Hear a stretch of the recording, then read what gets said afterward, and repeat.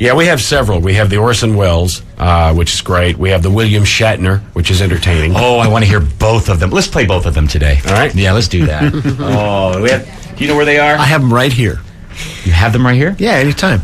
Let's go with the go-to, the Orson Welles. Orson was going in to record, and this is in his later life. He was an older gentleman, and he was a A-list voiceover artist, and he would go in, and this particular day he was chosen to go in and record a television commercial for Peas. Now know that this is, if you're not familiar with Orson Welles, if you're younger, that this is a man responsible for what many people say is the greatest movie ever made, Citizen Kane. And this guy was Hollywood.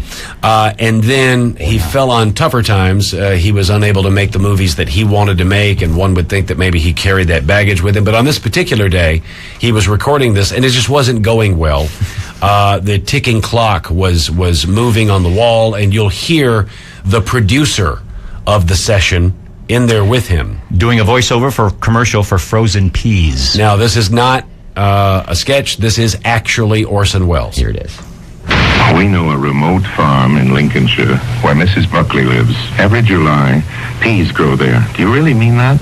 Yeah, so in other words, I'd start half a second late. Don't you think you really want to say July over the snow? Isn't that the fun of it? I think it's so nice that you see a snow-covered field and say every July peas grow there. We know a remote farm in Lincolnshire where Mrs. Buckley lives. Every July, peas grow there. We aren't even in the fields, you see. Yeah, we are. We're talking about them growing, and she's picked them. Yeah, in July. I don't understand you then. What must be over for July? When we get out of that snowy field. Well, I was out. We were onto a can of peas, a big dish of peas. Do you emphasize a bit in July? Why? That doesn't make any sense. Sorry. There's no known way of saying an English sentence in which you begin a sentence with in and emphasize it. Get me a jury and show me how you can say in July, and I'll go down on you. That's just idiotic, if you'll forgive me for that. That's just stupid. In July. I'd love to know how you emphasize in and in July. Impossible. Meaningless. I think all they were thinking about was that they didn't want to. He isn't thinking.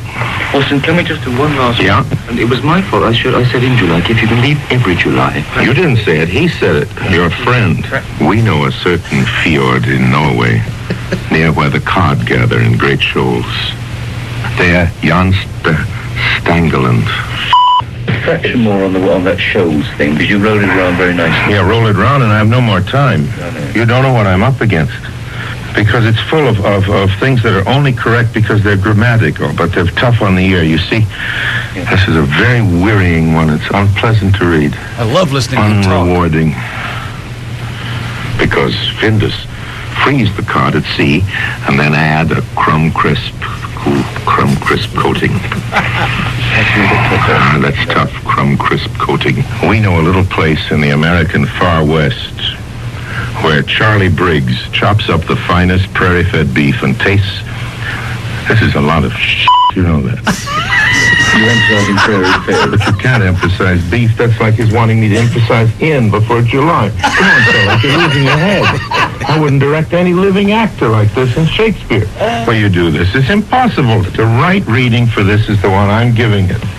At the moment. I spent 20 times more for you people than any other commercial I've ever made. You are such pests. Now, what is it you want?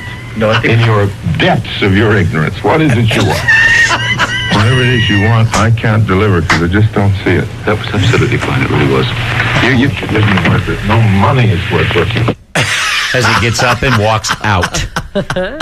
Yeah. Do we have time for the William Shatner? You want to come back, Frankie? It's your call. We're good either way. Well, it's kind of nice hearing them back to back. Now, this is William Shatner doing a voiceover. And William took a different take. He was obviously bothered by what was happening in the recording booth that day, but he took a different turn. We all have our days. This one was Will's. This is William Shatner, and I would like to invite you to take a journey with me into the 21st century. So take the next few minutes and listen very closely. You'll be amazed at what you hear. Okay? Can there be a little more excitement in the beginning? I love it. Okay. All right. He sounded like really laid, really super laid back. Well, I'm saying, okay, I'll try and do that. Let's take two. This is William Shatner, and I would like to invite you to take a journey with me into the 21st century. So take the next few minutes and listen very closely. Speak up. And maybe you better do it the way you hear it. Do it for me. No, I mean, just go ahead. This is William Shatner, and I would like to invite you to take a journey with me into the 21st century. So take the next few minutes and listen very closely. You'll be amazed at what you hear. Is that the way you'd like me to do it? Okay, I'll do it that way. Okay, ready. This is William Shatner, and I would like to invite you to take a journey with me into the 21st century. So take the next few minutes and listen very closely. You'll be amazed at what you hear. Okay, so I think that came pretty close. I'm sorry. Are you making fun of me? No, I'm just jesting or something? No. I believe that you asked that was about the way you did it. I wasn't jesting. Okay. I'm sorry. I No. don't know. I insist. Now, what I want you to do is is that satisfactory to you? Well, I don't know. Maybe I should have just kept my mouth shut. No, because if your mouth were open, you'd have popped some pills in them. Oh. So do the next paragraph for me so I can get an idea of how you want it. This is page 2. Well, I don't know. I really don't want to because I think you actually have a much better view. No, I don't think I do. I would like to hear you read the second paragraph so I can do it that way. Let me hear.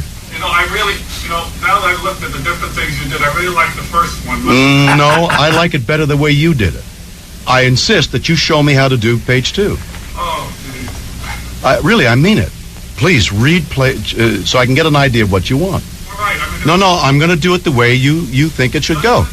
No, I am going to do it the way you're reading it. Okay? I know you're here to see that I do it the way the company wants it, so I'm going to do it the way you read it. Well, but I don't want you to do it. But you're telling me how you want me to do it. Well, I'm sorry. No. I am going to do it your way. No, there's no apology necessary. You know what you want. You know what you want. No, I don't. I mean, you come in here and you don't know what you want? Well, I come in here because I know you're a professional. I mean, and you know how to do it. And I'm sorry I even said anything. No, I am going to do it the way you want. Every paragraph. And you'll send it back to town and you'll see whether, I hope it will please everybody else. As long as I'm pleasing you, that's all that matters. Mr. Shatner, would you please, I don't feel right about doing that, I really. Well, no, you felt you wanted something done on the first paragraph. I'm trying to do what you want. Okay, let's lay down the second paragraph. Oh! Yeah, and he never said anything rude, but it was obvious that Mr. Shatner was not pleased with the way the thing was going. He just wanted to please that guy.